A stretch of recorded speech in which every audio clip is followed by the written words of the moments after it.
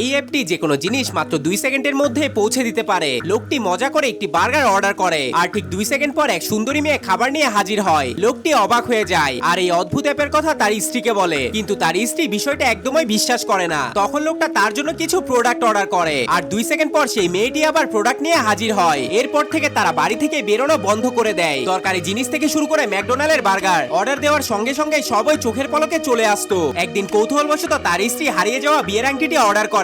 800 টাকা ফি দিতে কয়েক সেকেন্ডের মধ্যে সেই আংটিটি হাতে চলে আসে। তারা বুঝতে পারে ডেলিভারি ফি দিলে পুরনো যে কোনো জিনিস অর্ডার করা সম্ভব। তখন তারা 15 বছর আগে হারিয়ে যাওয়া পোষা কুকুরটি অর্ডার করে। অবিশ্বাস্যভাবে সেই কুকুরও জীবিত অবস্থায় ফিরে আসে। এরপর একদিন তারা সিনেমা দেখার প্ল্যান করে, কিন্তু অফিস থেকে ফিরতে দেরি হলে লোকটি সরাসরি অ্যাপে স্ত্রীর নাম টাইপ করে। মুহূর্তেই তার স্ত্রী টেলিপোর্ট হয়ে সেখানে উপস্থিত হয়ে যায়। সেই থেকে বিদেশ ভ্রমণেও তারা শুধু একজনের টিকিট কাটে, অন্যজনকে ডেলিভারি ফি দিয়ে ডেকে নেয়। কিন্তু অ্যানিভার্সারির দিন লোকটি ঘরে নিজ হাতে রান্না করে, কিন্তু স্ত্রী জিদ ধরে 5 স্টার রেস্টুরেন্টে যেতে। রাগের মাথায় তারা একে অপরের নাম অ্যাপে টাইপ করে দেয় আর পর মুহূর্তেই দুজন একসঙ্গে অদৃশ্য হয়ে যায়।